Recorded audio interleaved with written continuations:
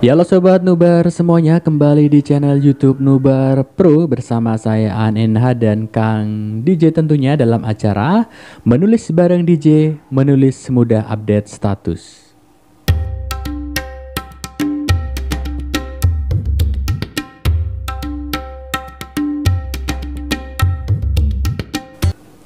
Ya, gimana kabarnya Kang DJ? Alhamdulillah sehat Kang. Masih semangat ya Masih buat terus ngasih semangat. materi, tips Iya. dan triknya kepada Sobat Nubar semuanya. Akhirnya kita kembali lagi karena kita kemarin sempat jalan-jalan Kang ya, keliling Indonesia. Iya alhamdulillah refreshing ya. Refreshing keliling Indonesia via TMII yang murah aja gitu ya. Kemarin sempat ke Sumbar, Sumatera Barat dan Papua mengenal budaya, adat istiadat daerah setempat Kang ya. Iya benar Kang. Oke, nggak usah lama-lama. Untuk materi kita kali ini kita akan membahas tentang materi non fiksi Kang ya, yaitu mendatangkan ide dalam menulis. Karena sebetulnya ketika kita membuat sebuah tulisan, yang namanya ide itu sangat diperlukan Kang ya. Benar Tapi kan sekali. beberapa tiap kali ada mau bikin tulisan, kadang kita ngalamin yang namanya mentok nih Kang idenya. Kebuntuan ya. Kebuntuan. menulis, Nah itu iya. nanti kita juga bakal ngasih caranya gimana menghilangkan kebuntuan tadi. Nah untuk kali ini kita akan memberikan sebuah tips dan triknya cara mendatangkan ide dalam hal menulis. Oke, silakan Kang. Baik, terima kasih untuk Kang An atas waktunya. Sobat Nubar, untuk pemaparan kita kali ini diskusi kita tentang non fiksi ya. Gitu. Betul. Jadi kadang orang membuat buku non fiksi itu ada sesuatu yang berat. Itu Kang yang banyak yang dirasa. Yang beberapa kelas komunitas yang saya asuh itu adalah dari total aja, misalkan total ada 500 member, 500 anggota, maka orang yang menggeluti dunia non fiksi paling hanya sekitar 10%. Itu juga tidak terlalu lah. Jadi ambil contoh gini, perbandingannya dari 10 orang itu 1 atau 2 orang yang ke non fiksi. Sedikit ya. Kebanyakan adalah ke fiksi. Kenapa hal seperti ini terjadi?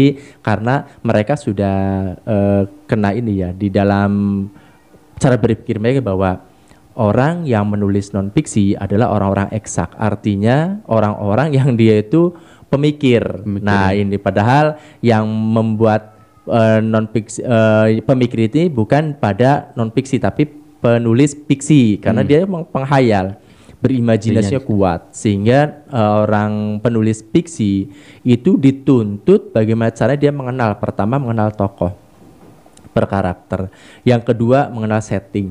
Itu setting itu berbagai macam, ada setting suasana, setting tempat ya, iya. dan lain sebagainya. Terus yang ketiga dia harus memikirkan tentang masalah twist, gimmick, dan yang ketiga dan selanjutnya adalah tentang masalah ending dari sebuah cerita itu harus dipikirkan. Berbeda dengan orang yang penulis non fiksi Kang.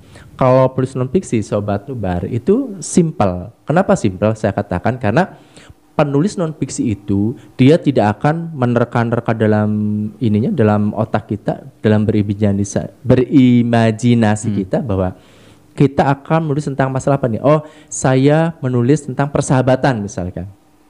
Nah, di situ sudah mulai bekerja persahabatan ini tidak membicarakan tentang ending. Nah, tidak membicarakan tentang konflik, tidak membicarakan tentang twist atau gimmick. Tidak membicarakan tentang sesuatu hal settingnya di mana, setting tempatnya, setting suasana dan sebagainya. Tidak. Tapi bagi orang non fiksi, ketika dia berbicara tentang masalah persahabatan, yang pertama dia diolah dalam suatu ide yang terlintas, itu yang pertama adalah saya bikin berapa bab. Nah, itu yang ini. Dan ketika dituangkan pada sebuah outline tentatif, maka nah inilah yang paling enaknya di non fiksi Kang. Ini saya mulai menyebarkan virus lagi non fiksi karena banyak penulis pemula itu seperti momok kalau mendengar kata non fiksi. Iya itu baikkan dia, aduh non fiksi gitu kan. Makanya setiap saya buka kelas-kelas atau komunitas itu jarang sekali mereka ketika saya membagikan materi, misalkan materi non fiksi, itu kelas tuh sepi senyap. Jadi saya masih bisa istirahat tuh. Tapi ketika saya membuka tentang kelasnya, materinya tentang fiksi sastra, itu luar biasa, antusias member itu, anggota itu sangat luar biasa. Nah, jadi di sini untuk Sobat Nubar bahwa non fiksi itu adalah sesuatu hal karya ilmiah yang sangat mudah Karena apa mudah? Pertama ada data, kedua ada fakta. Itu paling jelas. Cukup itu aja. Iya, sehingga saya kesempatan ini akan menguraikan bagaimana sih caranya untuk mendatangkan ide dalam menulis. Ini yang paling penting. Jadi jangan sampai ketika ada mendengar kata non fiksi, lantas yang terjadi horor gitu ya. Di dalam otak itu ada horor, ada ketakutan dan lain sebagainya. Karena kan gini Kang, ada beberapa penulis non fiksi yang pernah dihujat, pernah dicaci maki dan sebagainya, akhirnya dia mentalnya down sehingga dia berpindah haluan menjadi apa? Bisa jadi seorang puisi, bisa menjadi seorang fiksi. Seperti padahal fiksi dan non fiksi itu kalau menurut saya pribadi itu mempunyai resiko yang sangat besarnya adalah di fiksi. Kenapa? Karena di fiksi ini banyak pembanding Kang. Pembanding dan sebagainya, apalagi ngetren ya tentang plagiat gitu kan dan sebagainya. Nah, yang sering muncul itu adalah tulisan-tulisan fiksi itu. Karena apa? Memplagiat ide biasanya itu ya. Betul. Memplagiat tentang twist, tentang endingnya dan sebagainya. Berbeda dengan non fiksi. Kalau non fiksi kan itu sudah ada data dan fakta, jadi di situ sangat meminimalisir tentang plagiat. Nah, paling banyaknya ketika non fiksi itu sudah jadi buku, sudah dicetak, ketika bukunya booming, yang terjadi adalah pembajakan. Itu sih Kang, atau e-book dan sebagainya. Oh iya, tadi kan dijelaskan bahwa penulis non fiksi itu dari 10 orang cuma 2 orang Kang ya. Iya, itu maksimal tuh 2 Kang. Sebetulnya permasalahannya apa sih yang membuat mereka itu berat ketika membuat tulisan non fiksi? Baik, gini Kang. Jadi kebanyakan orang yang menjadi panutan sekarang itu yang tenar adalah fiksi. Lihatlah, Habibur Rahman, Kang Abik, Asma Nadia gitu ya. Dari terus Terelie, terus ada Radit dan lain sebagainya, itu kan dia muncul dari orang-orang fiksi. Jadi mereka berpikir bahwa kalau kita mau menancapkan bendera profesi sebagai penulis, maka ambillah sebagai orang fiksi. Karena di situ adalah sebuah kesuksesan sangat cepat. Itu yang ditanamkan oleh anak-anak bangsa kita atau para pencinta literasi kita yang milenial nih. Jadi mereka acuannya ke sana. Sehingga belum ada orang yang non fiksi yang muncul. Ini loh non fiksi gitu kan, tokohnya ini dan lain sebagainya, itu jarang.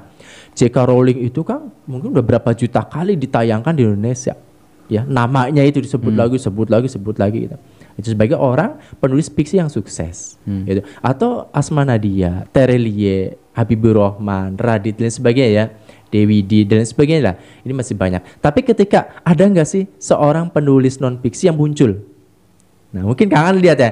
Ada nggak kira-kira yang di medsos gitu, ini loh penulis non fiksi, bukunya terkenal ini itu? Kayaknya belum pernah dengar. Ya, kecuali si penulis ini, si tokoh ini dia gembar-gembar seminar.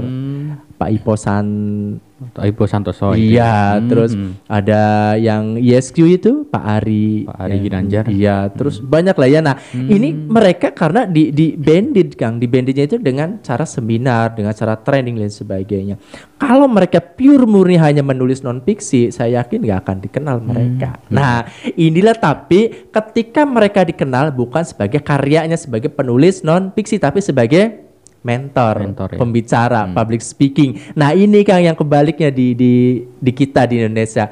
Berbeda dengan mungkin di negara maju ya. Negara maju itu seperti Eropa. Mereka itu lebih banyak mengakui sebagai orang-orang penulis non fiksi. Banyak lah ya. Donald Trump itu ya. Terus ada lagi yang Warren Buffett, ada lagi Robert Kiyosaki dan sebagainya, banyak lah ininya. Itu mereka lebih mengenal sosok mereka adalah sebagai penulis-penulis yang handal. Berbeda dengan orang-orang kita yang mengakui bahwa penulis andal di Indonesia adalah penulis fiksi. Nah, inilah makanya saya yuk kita angkat deh gimana caranya agar mendatangkan ide dalam menulis non fiksi tersebut, sehingga nanti yang menonton kita nih, yang menonton acara kita ini, mereka akan terpancing, mereka akan mulai memberikan lampu kuning untuk ke hijau. Yang tadinya maaf untuk non fiksi saya angkat tangan, padahal dia belum pernah mencoba, padahal dia belum pernah meniatkan bahwa saya akan belajar. Nah, harusnya seorang penulis itu dia berada di tempat manapun, berada di genre manapun, dia harus siap sedia. Walaupun misalkan saya profesinya adalah sebagai penulis fiksi, tapi saya harus dong selama seumur hidup 1 buku deh saya keluarkan sebagai buku non fiksi saya misalkan, atau sebagai buku sastra saya, misalkan kumpulan puisi, misalkan puisinya jangan campur aduk, misalkan ambil contoh puisi-puisinya saya ingin puisinya Patidusa, Lipatdus, Allegiro, terus apalagi ya banyak lah ya macam-macam ininya. Jadi di sini Kang, saya ingin menekankan kembali, yuk kita mulai menulis mencintai jenis tulisan non fiksi. Itu ya Kang ya. Ini siap, sebagai prolog aja, sebagai pengantar agar sobat Nubar ini menjadi bergairah, menjadi semangat kembali. Oh, saya pengen nulis jadi non fiksi deh gitu. Iya, itu ya Kang ya. Ya, sebelum lanjut untuk memberikan langkah-langkahnya, jangan lupa untuk subscribe, like, komen, dan share serta aktifkan lonceng di bawah ini ya untuk mendapatkan konten-konten lainnya, tentunya hanya di Nubar Pro ya. Silakan boleh dilanjutkan untuk langkah-langkahnya. Baik Sobat Nubar, tema kita adalah mendatangkan ide dalam menulis non fiksi. Yang pertama adalah pengalaman hidup. Ini Kang Aan punya pengalaman hidup, saya pun punya pengalaman hidup. Masing-masing orang punya pengalaman hidup, baik itu manis, pahit ya. Karena bahagia, pernah dengar juga pelajaran terpenting dalam hidup adalah pengalaman. Itu luar biasa, pelajaran itu yang sangat berharga itu adalah ya pengalaman. Tapi ada gini Kang, ada orang yang bisa mengambil suatu hikmah dari pengalaman hidupnya dia. Ada juga yang dia masa bodoh amat dengan tapi ada dari pengalaman orang lain juga bisa kan sebetulnya. Justru harusnya dari pengalaman diri sendiri ya? Harusnya itu. Karena apa? Karena kita yang mengalami, kita yang memberikan solusi, dan kita bisa bangkit dari keterpurukan atau dari suasana apapun di pengalaman pribadi. Beda dengan ketika pengalaman orang lain kan dia hanya bertutur menceritakan. Tapi kalau diri kita sebagai pelaku utama, pelaku tunggal. Nah, jadi harusnya dari pengalaman hidup ini Kang, pengalaman hidup pribadi kita, itu akan lebih mudah memberikan sesuatu rangsangan, memberikan sesuatu jalan keluar, solusi. Artinya apa? Bahwa segala sesuatu orang yang hidup, manusia yang hidup adalah punya pengalaman, baik itu manis, pahit gitu asin, kan. Iya, baik bahagia ataupun berduka dan lain sebagainya. Ambil contoh gini. Saya punya keterpurukan di bidang bisnis misalkan. Saya terpuruk dalam bidang bisnis itu, artinya orang tidak tahu dong ketika saya bangkrutnya kenapa. Kan paling hanya beberapa orang yang tahu, itu hanya segaris besar. Oh, bangkrut gara-gara A, B, C, udah selesai. Nah, tapi ketika saya mengalami pribadi saya tahu tentang adalah itu sebuah kebangkrutan pada diri saya, maka disitulah saya punya solusi-solusi, step-step yang bahwa ini loh mengatasi tentang kebangkrutannya seperti ini. Walaupun nanti pada kenyataannya berbeda, karena kan seiring berjalannya waktu kan solusi-solusi akan bertambah ya, akan dari orang masukkan begini, dari orang masuk ini dan sebagainya, sehingga di mix. Nah, pengalaman dari hidup ini adalah yang paling mudah untuk ditulis.